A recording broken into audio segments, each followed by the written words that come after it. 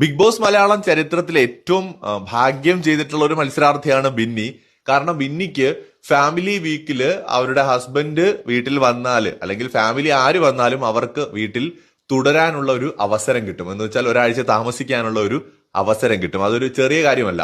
കാരണം ബിന്നിക്ക് നേരത്തെ നമ്മുടെ നൂറ കൊടുത്തൊരു പവറായിരുന്നു അത് ബിന്നിക്ക് ഭയങ്കരധികം ഗുണം ചെയ്തിട്ടുണ്ട്. ഇപ്പോൾ ഓൾറെഡി അവരുടെ ഹസ്ബൻഡ് അവിടെ ഉണ്ട്.